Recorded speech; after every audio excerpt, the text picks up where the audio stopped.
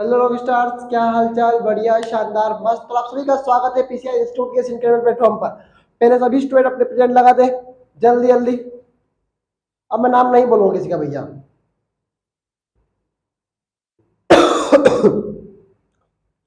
सभी स्टूडेंट जल्दी अपने प्रेजेंट लगाए।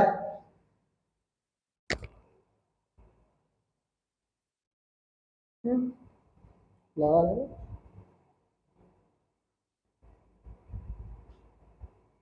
जल्दी जल्दी प्रेजेंट लगाओ भैया, 1 मिनट के अंदर।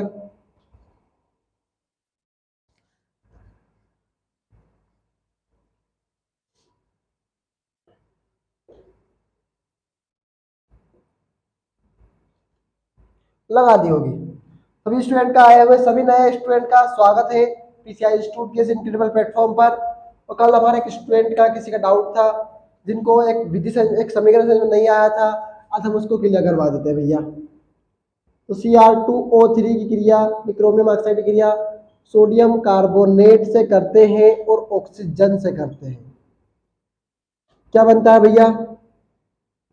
Cr2Na2 Cr2O7 और कार्बन डाइऑक्साइड बाहर निकलता है। कार्बन डाइऑक्साइड का पता नहीं आपको बाहर नहीं निकलता, लेकिन देखो इस पे सोडियम आया है, सोडियम आया है, क्रोमियम आया है, क्रोमियम आया है, ऑक्सीजन आया है, ऑक्सीजन आया है, पर कौन नहीं आया है? तो ये कार्बन नहीं आया है, तो कहीं ना कहीं ये बाहर निकलेगा, तो कार्बन बाहर निकल गया। अब ऑक्सीजन देख लो, 3 3 6 और 2 8 7, यानी एक ऑक्सीजन किसके साथ बाहर जाएगा? कार्बन के साथ बाहर जाएगा। याद रखो, कभी भी कार्बन अपने साथ एक ऑक्सीजन बाहर लेके नहीं आता है। कार्बन हमेशा क्या करता है भैया? अपने साथ 2 ऑक्सीजन बाहर लेके आता है, तो CO2। क्या भैया? CO2। अभी देखो, 3 3 6 और 2 8, 7 7 और 2 9। अभी यहाँ पे कितने हैं? आप क्या करते हैं भैया? अपन अभी अपने को पता है कि इक्वेशन बैलेंस नहीं है, तो अपन ने देखा कि 7 क्या है? विषम संख्या। एक लॉजिक तरीके से याद करवा रहा हूँ। 7 क्या है भैया? विषम संख्या है। अब 7 को सम संख्या कैसे करें? तो भैया हमने क्या करा? 7 का मल्टीप्लाई 2 में किया तो क्या हुआ भैया? 14 आया। अगर 3 में करूँगा 21 आएगा, 21 विषम संख्या हो जाएगी। तो क्या भैया? 2 लगाए। किसके आगे? इसके आगे। इसके आगे 2 लगाने से क्या हुआ? ये तो 14 हो गया, पर ये भी क्या हो गए? 4 हो गए। अब यहाँ पे कितने हैं? 2 2 दूने 4। कितने हो गए भैया? 2 दूने 4। 2 लगाने से कार्बन भी 2 हो गए, ऑक्सीजन भी 6 हो गए। 2 लगाने से कार्बन 2 और ऑक्सीजन 6 हो गए, वो तो कहानी अलग ही है। अब देखो, क्रोमियम कितने हो गए? 4। यहाँ पे कितने हैं? 2 2 को 4 कर दिया। अब ऑक्सीजन गिनो, 3 दून 6, 3 दून 6, 6 प्लस 6 कितने होते हैं? 12, 12 प्लस 2 14। कितने भैया? 14। अब इधर गिन लो, 7 टू जा 14 प्लस 2 2 4, कितने हो भैया? 18। अगर मैं यहाँ पे 2 लगाऊंगा तो ये 16 हो जाएंगे, 3 लगाऊंगा तो 18 हो जाएंगे, तो बराबर हो गया। यही कहानी थी, समझाने का पर्पस था। समझ में आ भी गया होगा बहुत सारे स्टूडेंट को अब तो कहानी।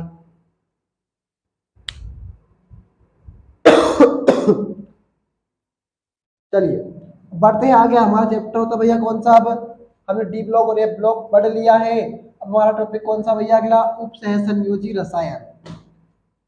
कौन सा टॉपिक है हमारा? उप सह संयोजी रसायन। और उप सह संयोजी रसायन मतलब क्या होता है भैया? जिसमें हम बंधों के बारे में बात करें। किसके बारे में बात करेंगे? बंधों के बारे में। याद डाली हेडिंग अगली, उप सह संयोजी बंध।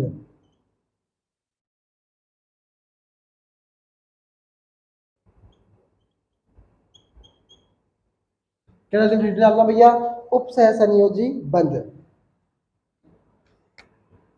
जब कोई परमाणु, अणु या आयन एकाकी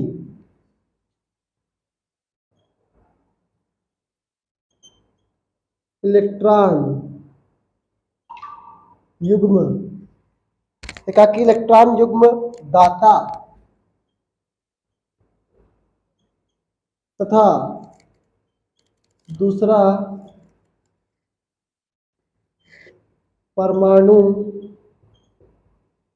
अणु या आयन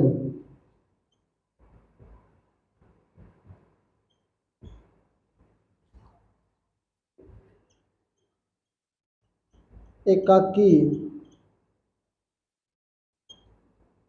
इलेक्ट्रॉन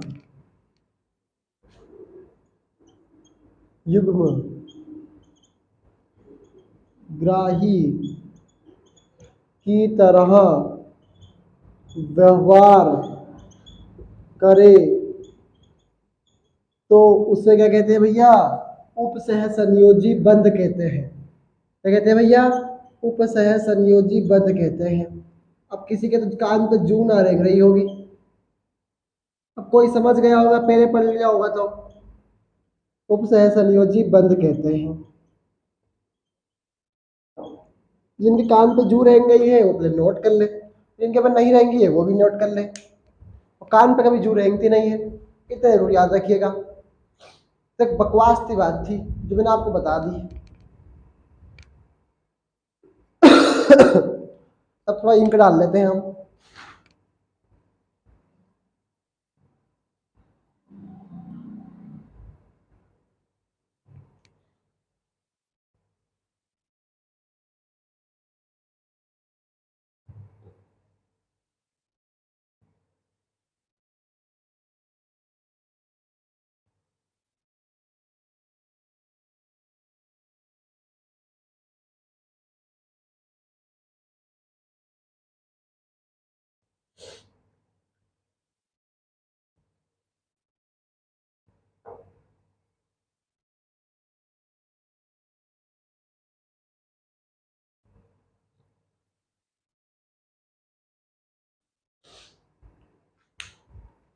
जब कोई परमाणु, अणु या आयन एकाकी इलेक्ट्रॉन युग्म दाता, वो मैंने आपको बताया थे एकाकी इलेक्ट्रॉन युग्म क्या होते हैं,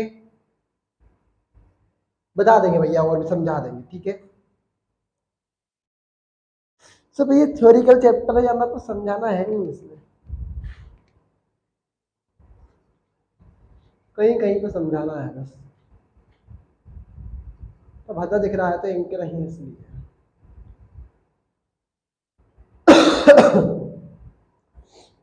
अरे कल तो बहुत चक्कर आ रहे थे भैया बायोलॉजी क्लास में। 15 मिनट बाद क्या ना क्या हुआ ऐसा, पूरी बात लग गई, मैंने 8 9 को 8 बोल दिया और क्या क्या क्या बोला।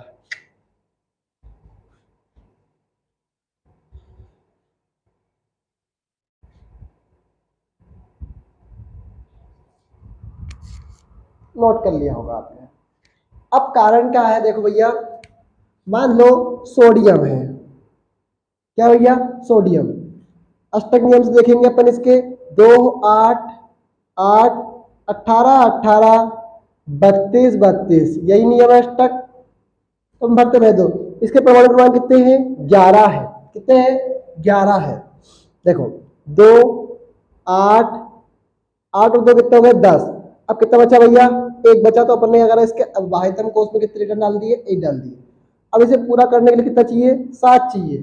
कितना चाहिए इसको? 7। और 7 कोई देगा नहीं तो क्या करता भैया? ये 1 इलेक्ट्रॉन अपना दान कर देता है और इसके थे +1। क्या बोलते हैं इसे? +1। तो इसके पास क्या है भैया? +1 इलेक्ट्रॉन है। तो किसकी तरह कार्य करेगा? इलेक्ट्रॉन युग्म दाता की तरह कार्य करेगा। कौन? सोडियम। तो इसके पास क्या है? एक एकाकी इलेक्ट्रॉन युग्म है। अब किसकी कहानी? क्लोरीन की देखते हैं। कितना होता भैया? 17। 2 8 7, 2 8 8, पूरा होना चाहिए 8 पर है कितना? 7।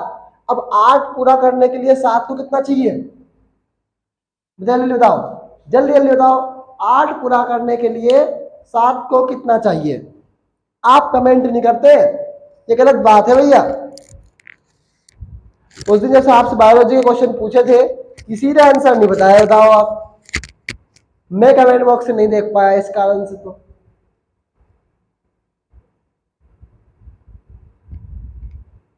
बताओ कितना चाहिए? 1 चाहिए। क्या चाहिए इसको? 1 चाहिए। तो क्या होगा भैया? इसकी -1, क्योंकि हम जानते हैं देने वाला पॉजिटिव और लेने वाला नेगेटिव। तो कितना भैया? इसके पास Cl नेगेटिव है, इसके पास Na पॉजिटिव है। तो देखो Na और ये Cl, तो ये क्या है भैया?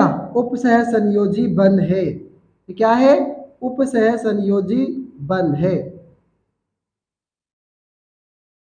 कैसे है? जब कोई परमाणु, सोडियम परमाणु एकाकी इलेक्ट्रॉन युग्म दाता दे रहा है एक इलेक्ट्रॉन Cl को, और एक कोई परमाणु अणु या आयन एकाकी इलेक्ट्रॉन युग्म सोडियम से ले रहा है एक एकाकी इलेक्ट्रॉन युग्म की तरह व्यवहार करे तो उसे क्या कहेंगे भैया? उपसह संयोजी बंध कहते हैं। नोट नहीं करना था, समझा रहा था बस।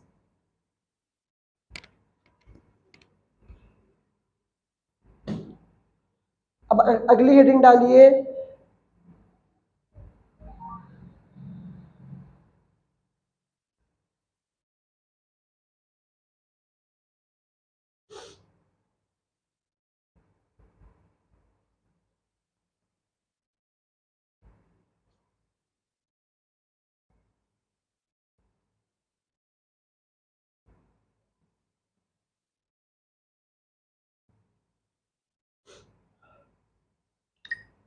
अगली हेडिंग डाली भैया कौन सी? लिगेंड। क्या कहते भैया? क्या हेडिंग डाली भैया? लिगेंड।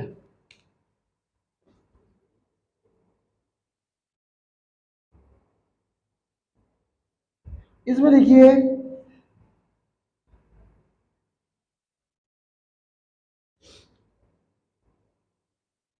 ऐसे परमाणु, अणु या आयन जो केंद्रीय धातु, किसको? केंद्रीय धातु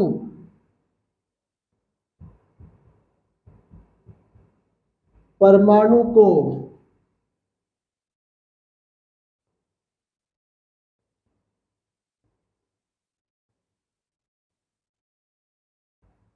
चारों ओर से घेरे रहते हैं।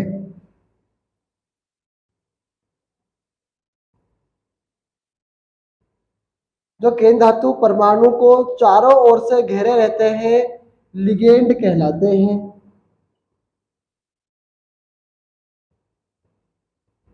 क्या कहलाते हैं भैया? लिगेंड कहलाते हैं। और बार बार क्लास बंक ना करते हैं वो स्टूडेंट अच्छे स्टूडेंट कहलाते हैं, वरना वो इनकी गिनती हो गई भैया उनमें कि आए राम न गए राम। बताइए आप, आए राम न गए राम। चलिए तो डाल दीजिए भैया, पहले तो इसको समझा देंगे।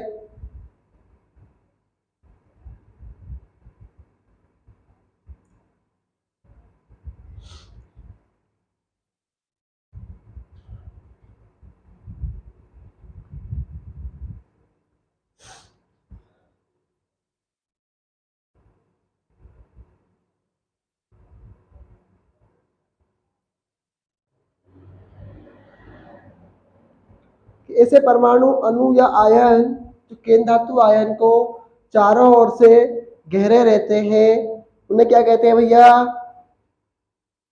लिगेंड कहते हैं।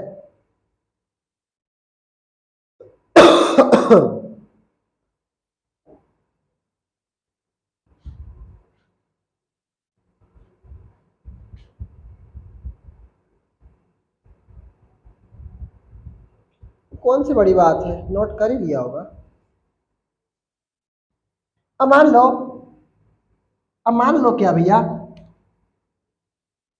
ये कॉपर है, ये केंद्र धातु आयन है, इसको चारों ओर से ये NH3 घेरे हुए हैं, ये NH3 घेरे हुए हैं, तो ये NH3 घेरे हुए हैं, ये NH3 घेरे हुए हैं, ये NH3 घेरे हुए हैं, और अब भी NH3 घेरे हुए हैं। कितने हैं? 1 2 3 4 5 6।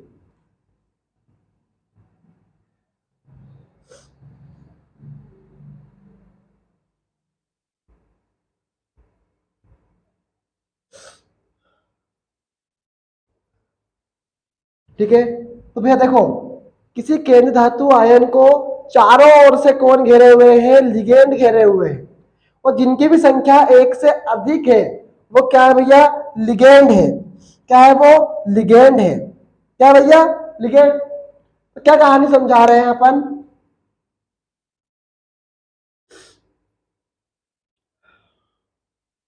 क्या कहानी समझा पा रहा हूं मैं कि केंद्र धातु आयन को चारों ओर से जो घेरे हुए हैं वो लिगेंड है। तो देखो NH3 ने घेरा हुआ है CO को, NH3 इसने घेरा हुआ है, आसपास से केंद्र धातु आयन CO को चारों ओर से किसने घेरा हुआ है, लिगेंड ने घेरा हुआ है, इसलिए कहते हैं भैया ये क्या है, लिगेंड कहलाते हैं। मधुमक्खी छत्ता देखा हुआ है, वही मधुमक्खी छत्ता है जिसने छत्ते को घेरा हुआ है, तो ये मधुमक्खियां है। क्या है भैया, ये मधुमक्खियां। अगले बार आगे बढ़ते हैं।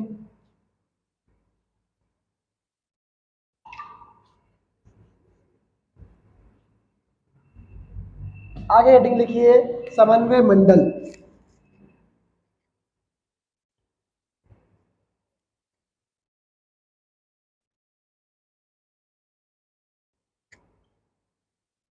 अगली हेडिंग क्या भैया, समन्वय मंडल।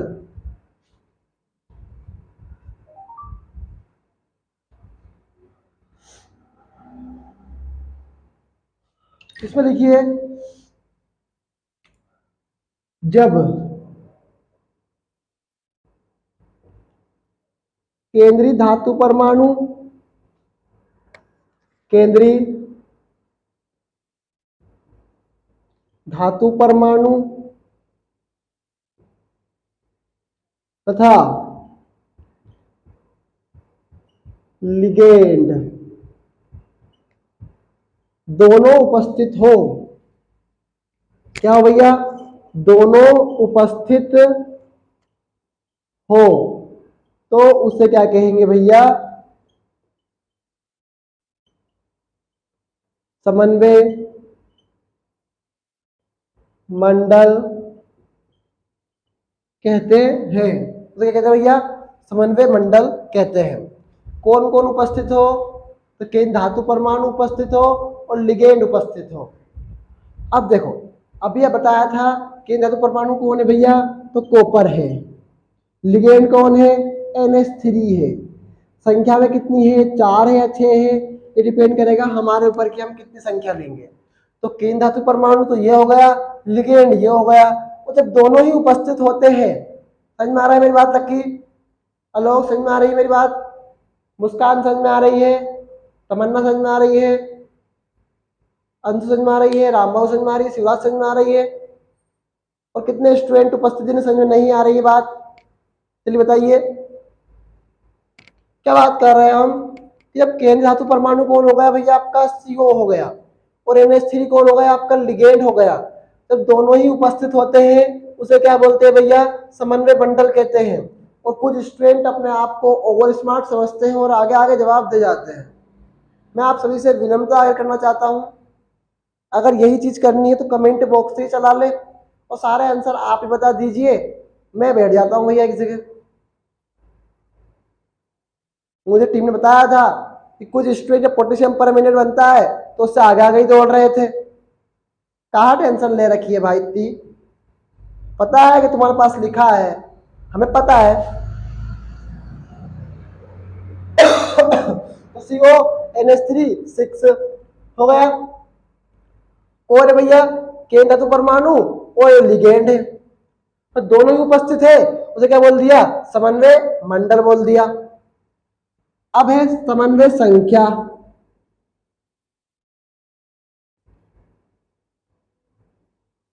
ज्यादा आगे बोलना अच्छी बात है, मैं खुद चाहता हूँ कि मेरे स्टूडेंट आगे बढ़े, बट टीचर के पढ़ाने के बाद तो बोल दिया करो भैया, कोई दिक्कत नहीं है। मैंने कल कमेंट बॉक्स देख लिया था, इतनी टेंशन नहीं लेना। कभी कभी मैं देख लेता हूँ कमेंट बॉक्स में, मेरी इच्छा होती है तब। ऐसा कोई जरूरी नहीं कि मैं कमेंट बॉक्स नहीं देखता हूँ, मैं कमेंट बॉक्स देख सकता हूँ कभी भी, मेरी इच्छा हुई तब। समन्वय संख्या। अब केंद्रीय धातु परमाणु से जुड़े हुए लिगेंड्स की संख्या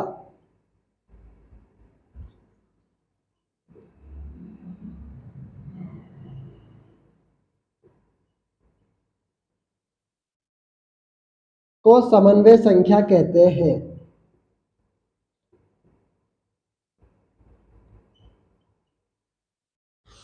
पहले बात करी समन्वय मंडल की कि केंद्र धातु परमाणु और लिगेंड दोनों उपस्थित थे तो समन्वय मंडल बोल दिया था। क्या था भैया ये? समन्वय मंडल। अब बात कर रहे हैं किसकी? समन्वय संख्या की, कि केंद्र धातु परमाणु से जुड़े हुए लिगेंड्स की संख्या। अब अच्छा बताओ, ये कौन है? ये कौन है? केंद्र धातु परमाणु है। कौन है केंद्र धातु परमाणु? अब इससे जुड़े हुए कौन है? लिगेंड्स है। कितनी संख्या में जुड़े हुए हैं? 6 है। तो इसकी समन्वय संख्या क्या होगी? 6 ही होगी, कि 6 ही लिगेंड जुड़े हुए हैं। देखो भाई का भाई एग्जाम्पल, CONH3 और ये 6, इसमें समन्वय संख्या कितनी है भैया? 6 है। कि क्यों? क्योंकि जुड़े हुए लिगेंड्स कितने हैं? 6 है। जुड़े हुए लिगेंड्स कितने हैं? 6 है। इसलिए इसलिए क्या भैया? ये समन्वय संख्या है।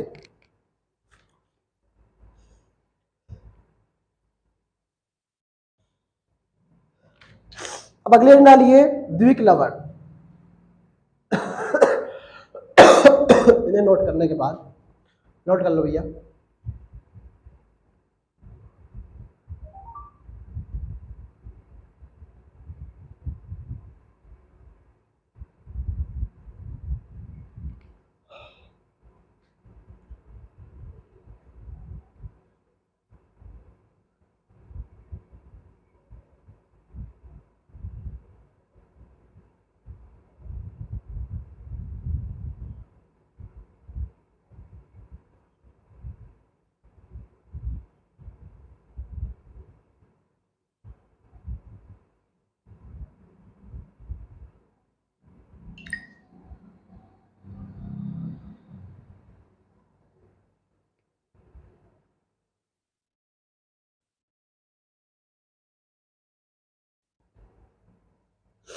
कर लिया होगा नोट, बना देते भैया।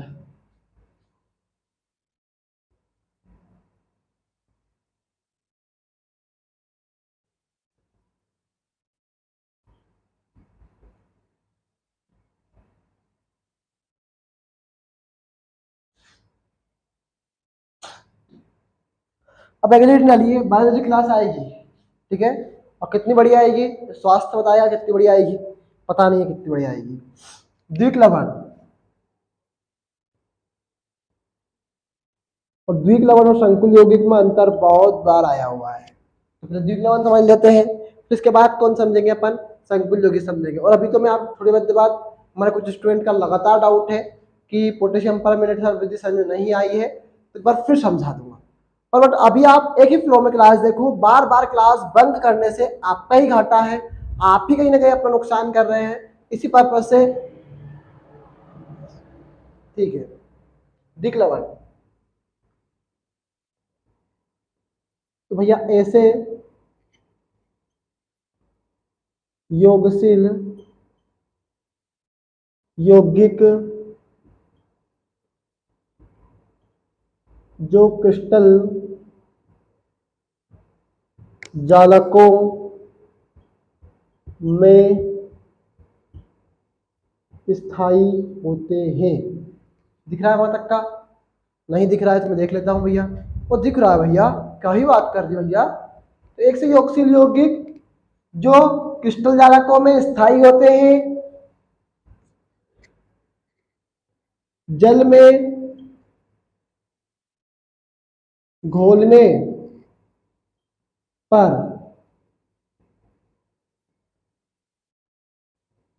अपने यौगिकों में टूट जाते हैं। क्या तो भैया? अपने यौगिकों में टूट जाते हैं और यौगिक भी कुछ समय बाद अपने आयनों में टूट जाते हैं। क्या भैया? यौगिक भी कुछ समय बाद अपने आयनों में टूट जाते हैं द्विक लवण कहलाते हैं।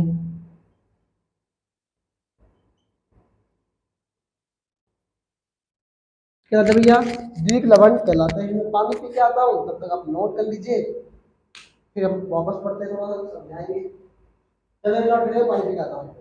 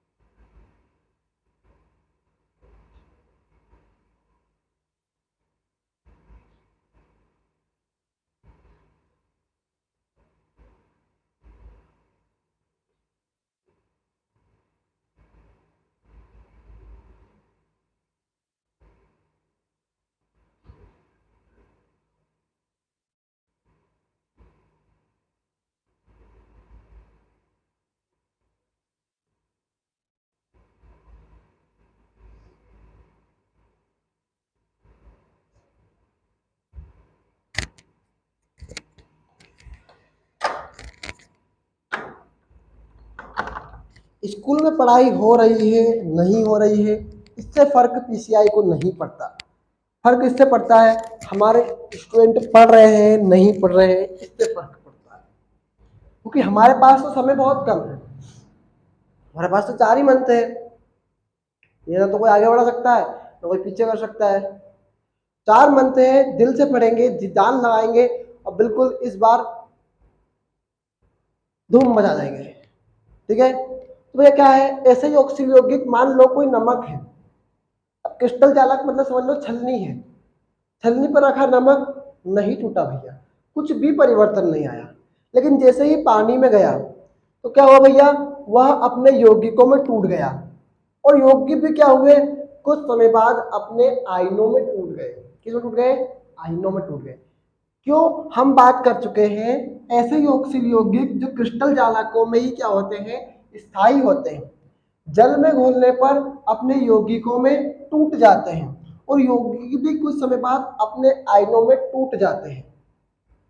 यह क्या कहलाते हैं? द्विक लवण। मतलब 2 बार टूट रहा है, एक तो कहीं में टूट रहा है जल में घोलने पर, तो एक बार तो यौगिक में टूट रहा है और एक बार आयन में टूट रहा है। जब एक बार यौगिक में टूटा, फिर बार टूटा कहीं में? आयन में, तो इसे क्या बोल दिया हमने? द्विक लवण बोल दिया। क्या बोल दिया इसे हमने? द्विक लवण बोल दिया। ठीक है, समझ में आया सभी को?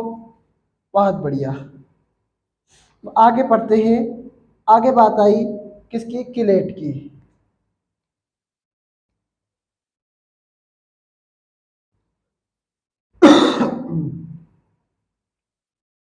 बहुत फास्ट चल रहे हैं हम, और ऑफलाइन से जाना पड़ रहे हैं हम, हकीकत मैं बता रहा हूँ, ऑफलाइन से जाना पड़ रहे हैं हम। ठीक है,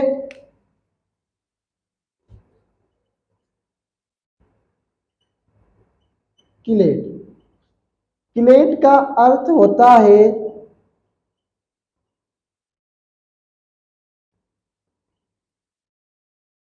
होता है केकड़े का पंजा। क्या था भैया? केकड़े का पंजा। तो जकड़ के रखता है किसी भी चीज को। तो इसे किसने खोया था? इसकी खोज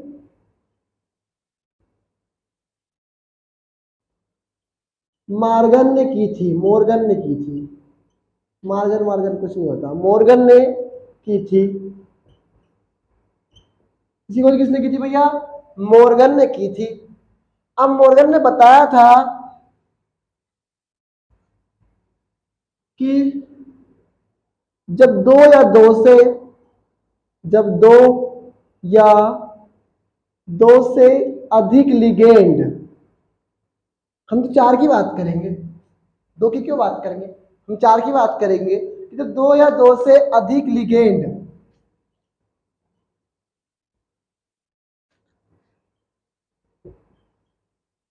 केंद्रीय धातु आयन को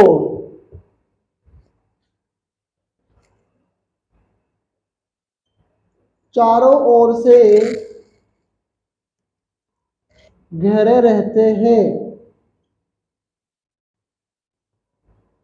तो एक चक्रीय संरचना का निर्माण होता है। क्या होता है भैया?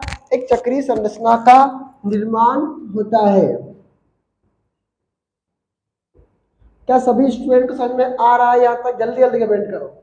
क्या यहाँ तक कोई भी दिक्कत है किसी भी स्टूडेंट को? इतनी सी भी समस्या है तो बोलिए।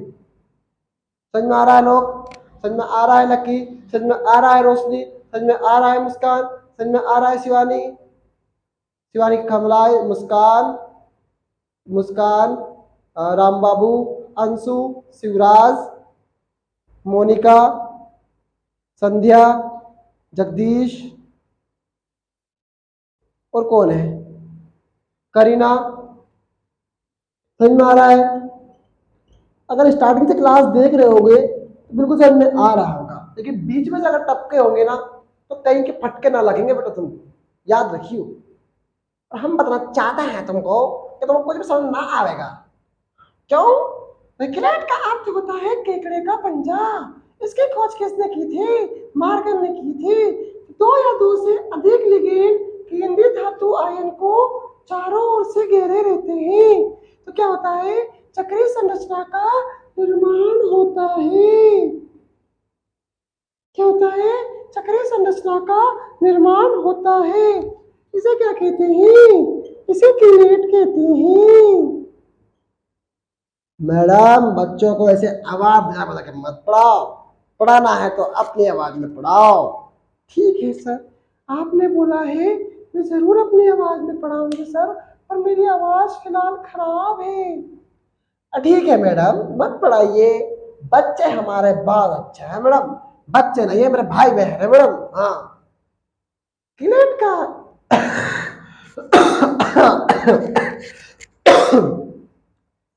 देखो बच्चों, किलेट का अर्थ होता है केकड़े का पंजा। मेरी तो आवाज खराब है, मैं तो जा रही हूँ। अरे यार, आज आवाज नहीं निकल पा रही है मैडम की। इसे क्या कहते हैं भैया? किलेट कहते हैं। ठीक है, और कभी बुलाएंगे मैडम को। मैडम का मन नहीं है पढ़ाने का। ठीक है, तो किलेट का अर्थ होता है केकड़े का पंजा। इसकी खोज मॉर्गन ने की थी। और दो या दो से अधिक लिगेंड केंद्रीय धातु आयन को चारों ओर से घेरे रहते हैं। तो भैया देखो, बता दिया है ऑलरेडी, ये NH3,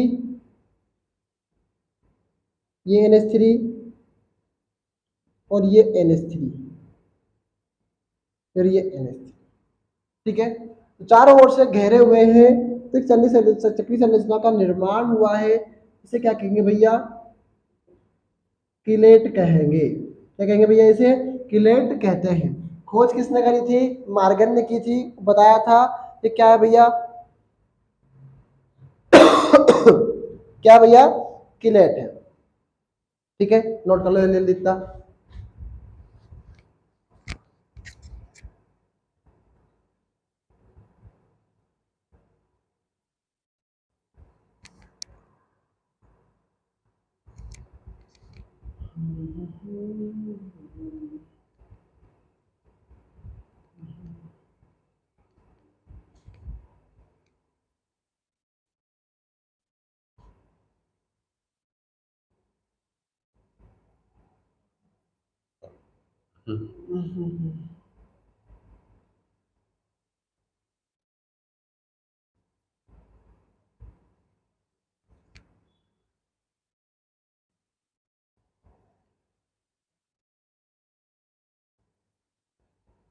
ठीक है, कर लिया होगा नोट।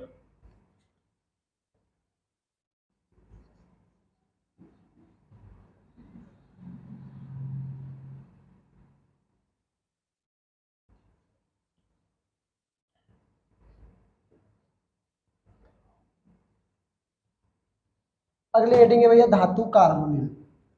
अगली हेडिंग क्या है? धातु कार्बोनिल।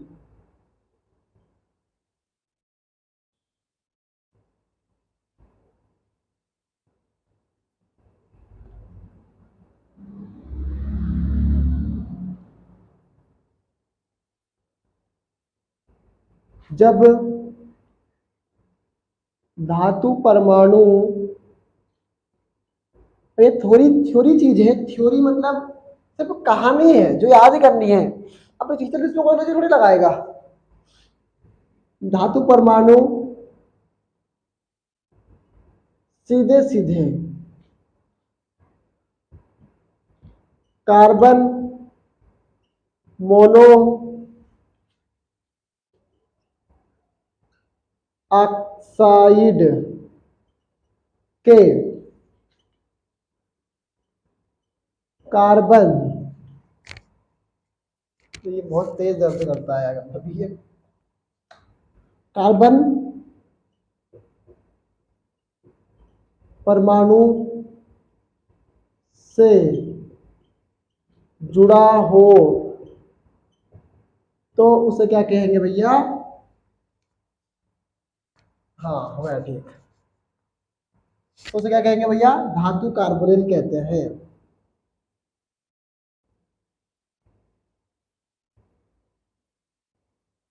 कार्बोनिल कहते हैं।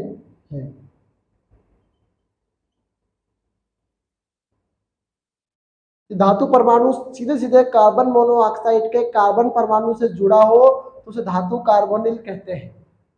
कुछ समझ में नहीं आया होगा आपको तो। अब मान लो धातु परमाणु कौन है? एनआई है। अब कार्बन मोनोऑक्साइड सूत्र क्या होता है? CO होता है। अब ये 4 है। जो एनआई है वो कार्बन मोनोऑक्साइड के सीधे कार्बन परमाणु से जुड़ा हुआ है। इसे क्या बोलेंगे भैया अपन? धातु कार्बोनिल बोलेंगे। क्या बोलेंगे इसे अपन? धातु कार्बोनिल बोलेंगे। क्या बात कर रहा हूं मैं? ना कि समझ में आ रहा है इस बात की? इस बात को समझ में आ रहा है लोग कि मैं क्या बोल रहा हूं कि धातु परमाणु है सीधे सीधे कार्बन मोनोऑक्साइड के कार्बन परमाणु से जुड़ा हुआ है, उसे क्या बोल दिया भैया? धातु कार्बोनिल बोल दिया। मुस्कान समझ में आ रहा है कि नहीं आ रहा है? मैं क्या समझा रहा हूं कि धातु कार्बोनिल का सीधा धातु का धातु परमाणु सीधे सीधे कार्बन मोनोऑक्साइड के कार्बन परमाणु से जुड़ा हुआ है। तो कार्बन मोनोऑक्साइड तो ये हो गया। तो कार्बन परमाणु कौन है भैया? उसका C है, तो इससे जुड़ा हुआ है। क्या बोल दिया उसे? धातु कार्बोनिल बोल दिया। क्या बोल दिया इसे हमने? धातु कार्बोनिल बोल दिया। अब अगली हेडिंग डालिए भैया, कार्ब धात्विक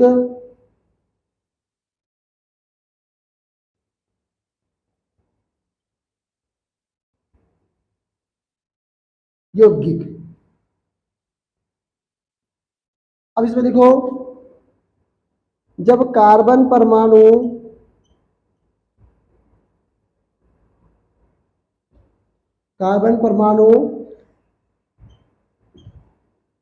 सीधे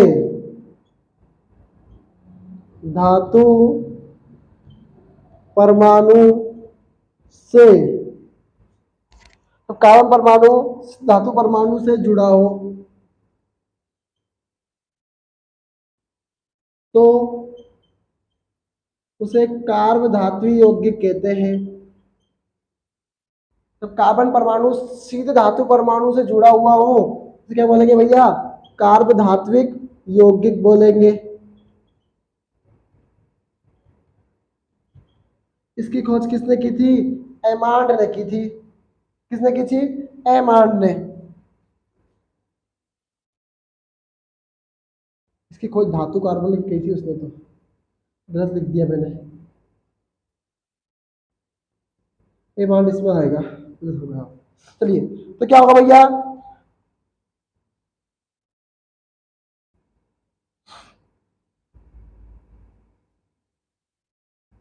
लिखा लड़कों ने टेट्रा कार्बोनिल निकल, NiCO4। कहानी वही है। अब भी कार्बन परमाणु किससे जुड़ा हुआ है? धातु परमाणु से जुड़ा हुआ है, तो ये भी क्या है? कार्ब धात्विक यौगिक है। तो कहानी कुछ नहीं है, दोनों में किसी कहानी है, बस सिर्फ बताने का पर्पस अलग अलग है। हर बार एक ही बात करता है। अब इस बार चाहो चलो तो ऐसा कर लो भैया, CO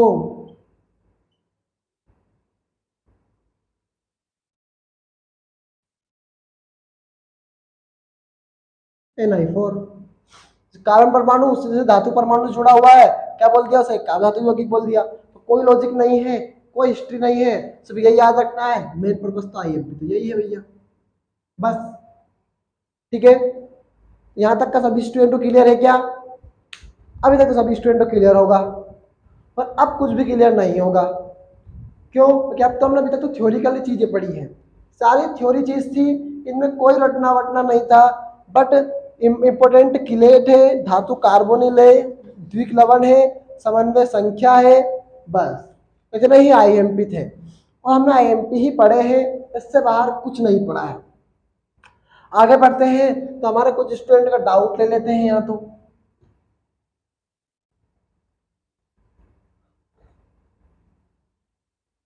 मैं सोच रहा हूँ बायोलॉजी क्लास आज ना लूं, थोड़ी बड़ी क्लास ले लूं, चाहे केमिस्ट्री की, नहीं नहीं बायोलॉजी क्लास ले लूं तो यार।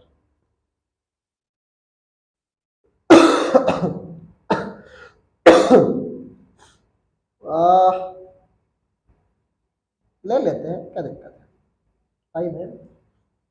अब टाइम ही क्या हुआ है हमारा, 8 कितना, 7:42 हुआ है, 43 ही हुआ है। चलो ठीक है, क्लास ले लेते हैं भैया, अभी तो टाइम है हमारे पास। और अगली डाली है, क्या डाली है, पोटेशियम पर मिनट की विधि बना है। तो पहला समीकरण मुस्कान ध्यान देखना, अब जब क्रोमाइट यानी FeR FeOCr2O3 की क्रिया किससे करते हैं, ऑक्सीजन से करते हैं, बनता क्या है, क्रोमिक ऑक्साइड बनता है। तो आपको तो Cr2O3 से मतलब है, तो वो ले आइए पहले तो Cr2O3 ले आए, Cr2O3। क्लियर यहां तक का सभी को कि Cr2O3 कैसे आया, हमने सिर्फ यहां से उठाया है।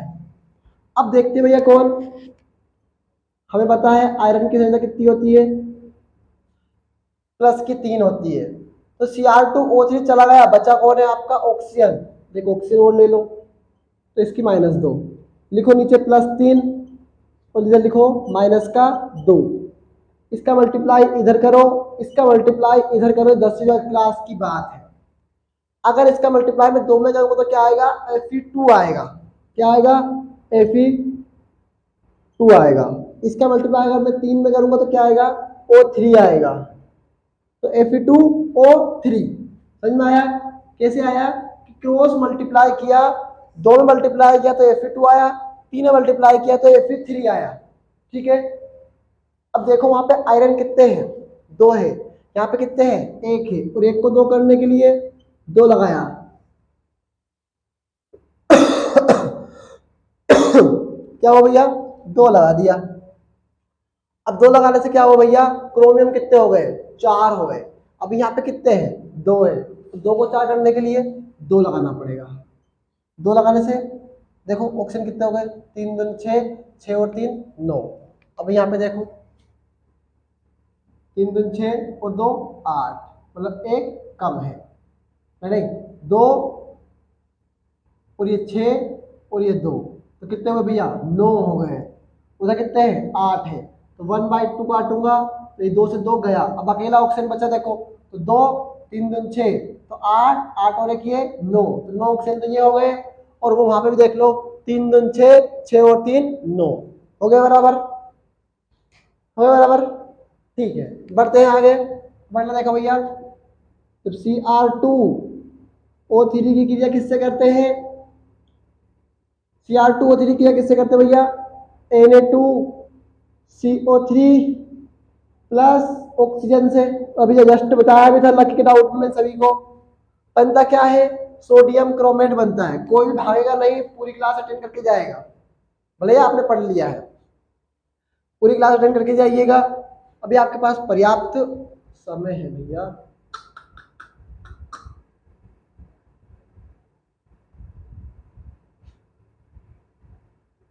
क्या मालूम कहां से कहानी खत्म हुई भैया, मुझे भी नहीं पता। 2-4 मिनट में हुआ कुछ खेल हुआ होगा, तो सब्र आपने रख ली होगी। समझ में नहीं आया होगा यहाँ तक, है ना, फिर समझाऊं क्या। यार टेक्नोलॉजी बहुत बेकार चीज़ है, बस बस चिढ़ आती भाई, बस बहुत जानना। फिर बताओ अब आप कितना चिढ़ाए हो तुम मुझे।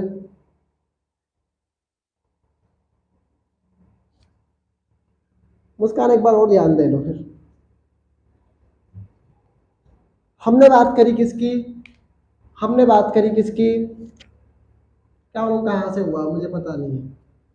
धातु कार्बन से हो गया हो तो फिर करवाना पड़ेगा, देखना पड़ेगा अब कहाँ से हुआ है वो, तो मुझे बाद में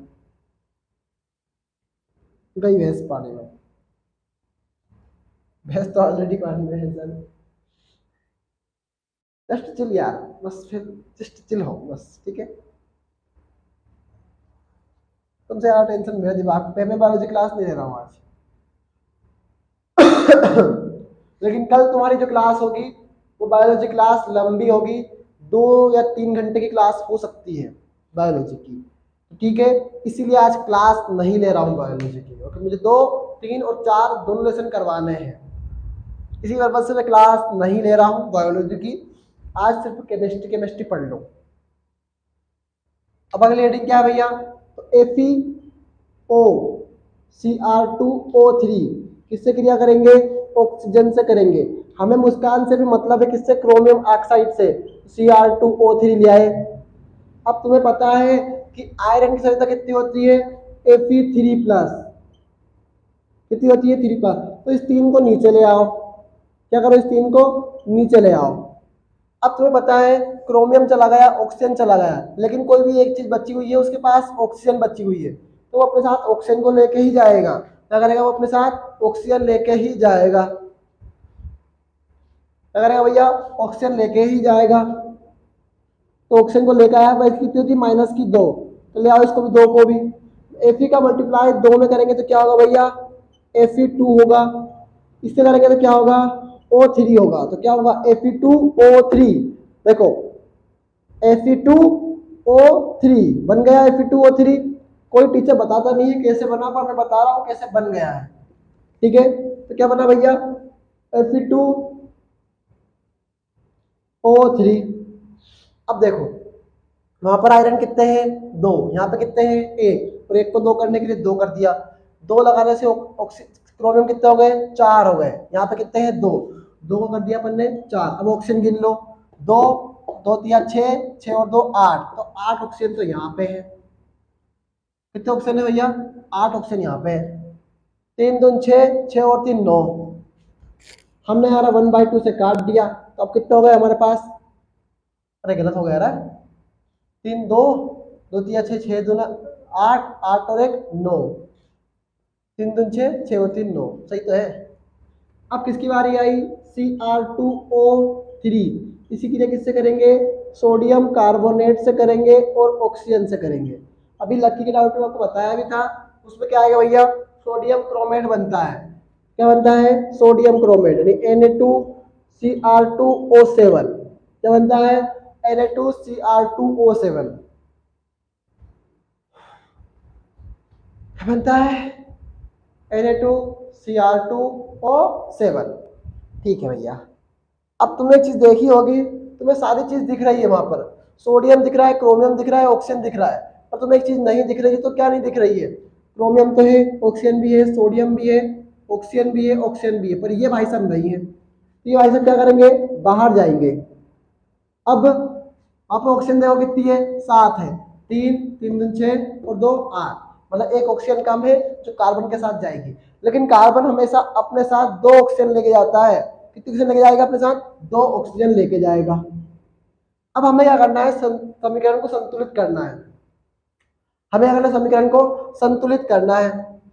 अब सर 2 ऑक्सीजन को लेके गया, ठीक है भैया, कितना होता है, +4, ऑक्सीजन का -2, कर लो भैया इसको। तो ये 4 लिख लो यहाँ, तो यहाँ पे 2, 2 एकम 2, 2 दूने 4। अब 2 का मल्टीप्लाई इधर करो और 1 का मल्टीप्लाई इधर करो, तो CO2। देखो C और ये ऑक्सीजन का मल्टीप्लाई दोनों करेंगे क्या होगा, CO2 होगा। क्या होगा, CO2 होगा। ठीक है, क्लियर है यहाँ तक का सभी को, कैसे आया CO2। 9th क्लास का टॉपिक है भैया, बच्चा बच्चा जानता है। 9th क्लास वाले से अगर पूछ लोगे मेरी स्कूल में आके तो ये भी बता देंगे। अब भाई साहब ये क्या है, विषम संख्या है।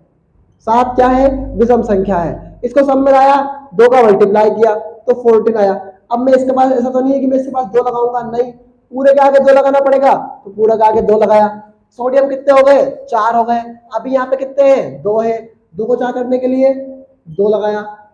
2 लगाने से कार्बन कितने हो गए, 2 हो गए। कार्बन के आगे भी 2 लगाना पड़ा। फिर अब देखो, अब गिनो भैया। पर लेकिन क्रोमियम भी कितने हो गए हैं, 4 हो गए हैं। यहाँ पे भी 2 लगाना पड़ेगा। 2 तिया 6 ऑक्सीजन, 2 तिया 6 ऑक्सीजन और प्लस 2 कितने हो गए, 14।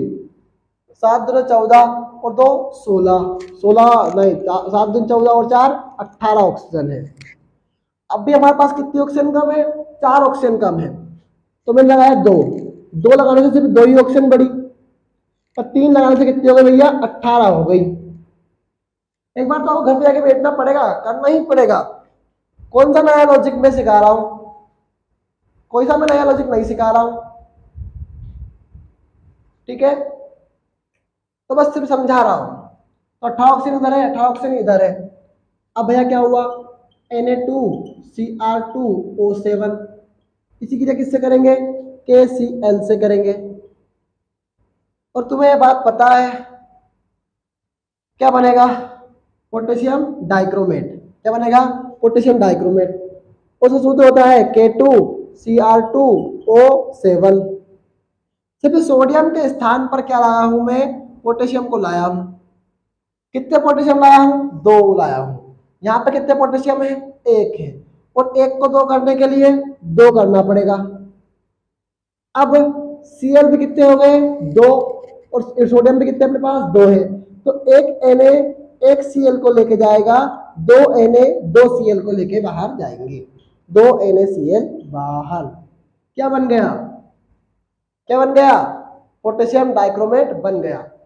अब भी किसी स्टूडेंट को डाउट है क्या, अब भी किसी स्टूडेंट को डाउट है क्या इनमें, अब तो डाउट नहीं होना चाहिए यार। बोलो, अब तो डाउट नहीं होना चाहिए किसी को भी।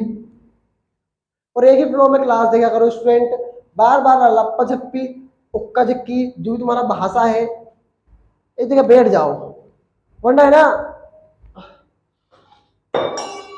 ये देख रहे हो, ये मशीन ऐसी है जो अच्छे अच्छे को बैठा देती है, बेटा सीख जाओ, वरना ऑनलाइन है और ऑनलाइन में स्क्रू कस जाते हैं मोबाइल के, ठीक है। तो एक ही फ्लो में क्लास देखें, बार बार क्लास बंक ना करें, बेहतर है हमारे सबके लिए, और हम सबके लिए यही चीजें होना चाहिए, ठीक है। तो आपकी बायोलॉजी क्लासेस नहीं आ रही है ऐसा मैंने अभी अभी तय किया है, और मैंने इसलिए तय किया है ताकि मैं 2, 3 और 4 अध्याय आपको एक साथ करवा सकूं, ताकि हमारा फ्लो बन जाए और 2-3 घंटे की हमें क्लास लगातार मिल जाए। ऐसा नहीं कि आपको गैप नहीं मिलेगा, बीच बीच में गैप मिलेगा, पूरा मिलेगा।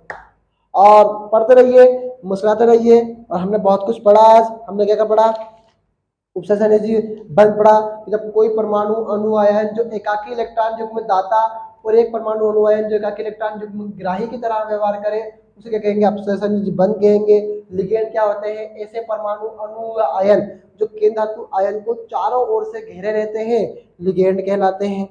फिर हमने पढ़ा समन्वय मंडल, जब केंद्र धातु परमाणु और धातु परमाणु चार के धातु परमाणु और लिगेंड दोनों उपस्थित हो, समन्वय मंडल कहते हैं।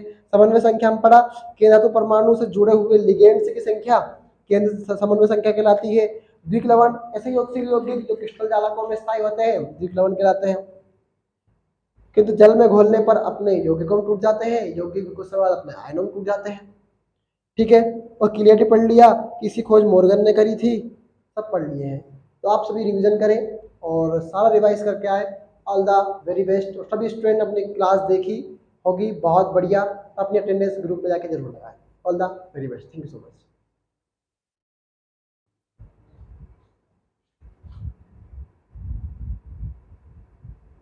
लगा दीजिए।